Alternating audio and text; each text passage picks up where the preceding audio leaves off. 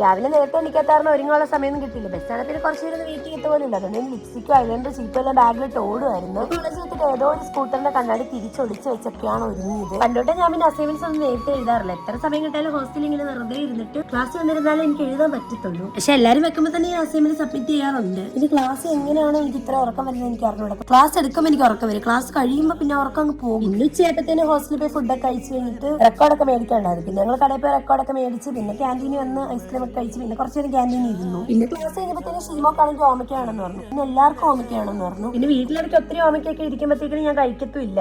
പിന്നെ എത്രയോ ഓമയ്ക്ക് കിളിയൊക്കെ കൊത്തിപ്പോകുന്ന സാധനമാണ്. ഇവിടെ വന്നിട്ട് ഓമയ്ക്ക് കാശ് കൊടുത്ത് മേടിച്ചല്ലോ എന്ന് ആലോചിക്കുമ്പോൾ. പിന്നെ ഹോസ്റ്റലിൽ വന്നപ്പോഴത്തേക്കിന് കൃഷ്ണനെ കുറേ ദിവസമായിട്ട് എന്റെ ക്ലിപ്പൊക്കെ അവർക്ക് എന്റെ തലയിൽ കുത്തി കാണണമായിരുന്നു. അതുകൊണ്ട് കുറേ ദിവസമായിട്ട് എന്നെ ശല്യപ്പെടുത്തുമായിരുന്നു. ഞാൻ പിന്നെ കുറേ ദിവസമായിട്ട് വേണ്ടെന്നൊക്കെ പറഞ്ഞ് നടന്നു. ലാസ്റ്റ് പിന്നെ ഞാൻ ഇരുന്ന് കൊടുത്തു. അതിന്റെ തലയിൽ കുത്തി കണ്ടിട്ട് എനിക്ക് സന്തോഷം കിട്ടുന്നെങ്കിൽ അങ്ങനെ ആയിക്കോട്ടെ. പിന്നെ കുറച്ച് നേരം കഴിഞ്ഞപ്പോഴത്തേക്കിന് ഞങ്ങൾ ഓമയ്ക്കൊക്കെ മുറിച്ച് വെച്ചു. പക്ഷെ നാട്ടിലെ ആ ഒരു മധുരം ഒന്നും ഇല്ല ഇവിടുത്തെ ഓമയ്ക്ക്.